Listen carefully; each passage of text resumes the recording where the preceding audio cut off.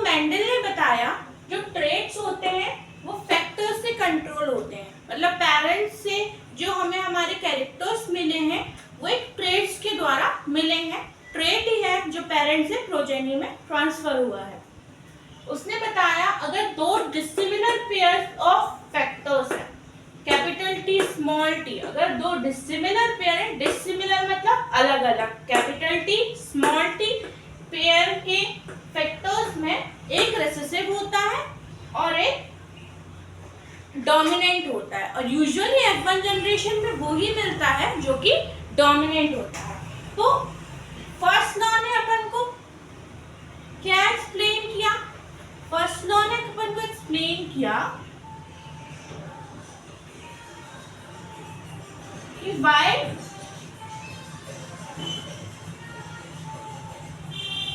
in F1 generation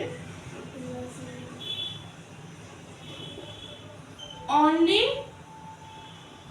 one character is C। सिर्फ एक character ही क्यों दिखता है? सिंपल भाषा में समझे, डोमिनेट मतलब क्या होता है? अगर आप स्टूडेंट्स हैं, मैं आप पे डोमिनेट कर रही हूँ, मतलब आपको मेरी बात माननी ही पड़ेगी, है ना। मैं डोमिनेट कर रही हूँ कि आप ऐसा नहीं करोगे तो आपको वो नहीं करना पड़ेगा क्योंकि मैं डोमिनेंट हूँ, है ना, तो मेरा ही कैरेक्टर दिखाएगा। अगर मैं लंबी हूँ, दूसरा इंसान छोटा है, तो डोमिनेंट मैं हूँ, है ना, तो दूर से मैं ही दिखाऊंगी। सेम तरीके से इसमें कैपिटल टी स्मॉल टी में कैपिटल टी का कैरेक्टर ये दिखेगा जो कि टॉल है।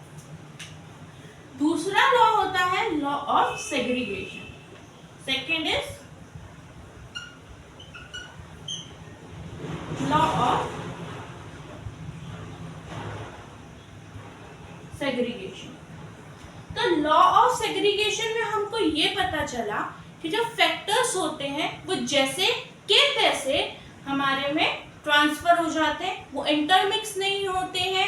ऐसा नहीं है कि बड़ा बन रहा है फिर मीडियम साइज प्लांट बन रहा है फिर छोटा बन रहा है, नहीं, या तो वो बड़ा बनेगा या छोटा बनेगा, है ना। भले ही हमको टॉल प्लांट दिख रहा है पर उसमें जीन दोनों है और F2 में वो दोनों ही तरह के प्लांट बनेगा, उनकी कोई मिक्सिंग नहीं हुई है। छोटा वाला ऐसा नहीं है कि वो बड़े में कन्वर्ट हो गया या बड़ा वाला छोटे में कन्वर्ट हो गया।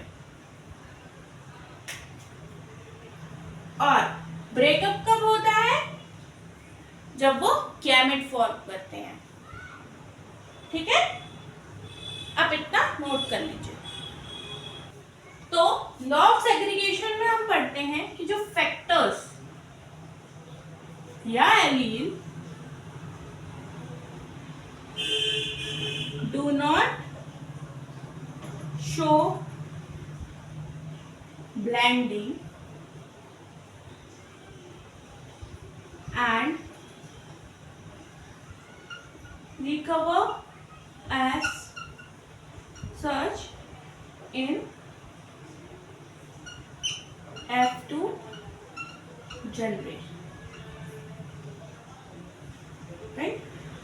तो हम इसको मेंडल के लॉ से ही समझेंगे, मेंडल ने जो बताया था हम उससे ही समझेंगे। तो जैसे कि ये F1 जनरेशन का प्लांट है, इसकी मैं सेल्फिंग करा रही हूँ, तो ये हमें चार तरीके के प्लांट्स, चार तरीके के जीन वाले प्लांट्स दे सकता है,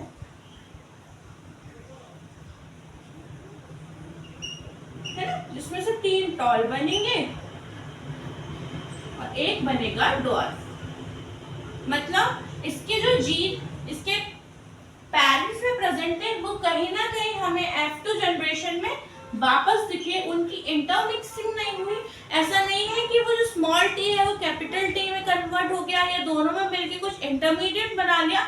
हाँ, इन दोनों लॉ इसके ना कुछ वो है एक्सेप्शंस, वो हम पढ़ेंगे। फिलहाल आप इसको लिख लीजिए। अब हम जानेंगे कि आखिर एलील और जीन में क्या difference.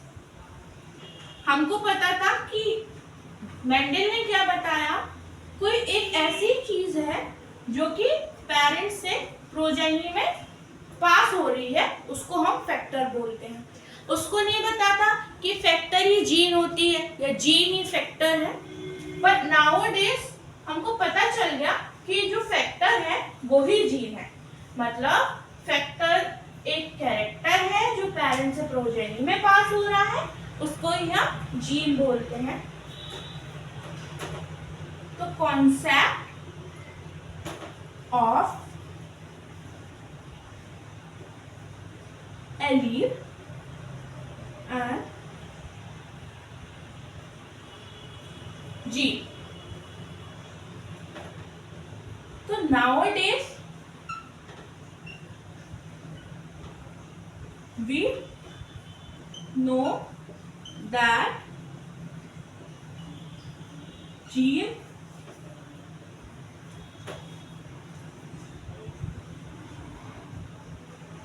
is factor. Factor he gene है, जीन ही फैक्टर है ना? फैक्टर ही जीन है, जीन ही फैक्टर है। क्या बात है। तो हमें पता था जीन है वो ही फैक्टर है। पर एलील क्या होती है? एलील मतलब जीन ही होता है। Allele is a form of gene. इसकी डेफिनेशन बड़े लोगों ने, है ना, अंग्रेजों ने कैसे लिखी है? पढ़ते किताबी लैंग्वेज में। Allele is a gene. Allele is a form of gene which contain different contrasting characters, है ना? क्या मतलब? भाई बोल देता, इतने डिफिकल्टी ना बनाता, एलील जीनी को वो एलील बोल देता, क्या चला जाता उसका, है ना? पर नहीं, उनको तो डिफिकल्ट करना था। तो एलील जो होती है is a form of gene with contrasting character।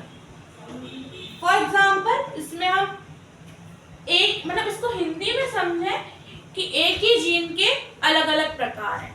B एक जीन है, उसका प्रकार क्या है? Capital B small B. T एक जीन है, उसका प्रकार क्या है? कैपिटल टी स्मॉल टी, है ना? ऐसे ही इसका एग्जाम्पल हम लिख सकते हैं आई कलर, है ना? एग्जाम्पल लिख लो।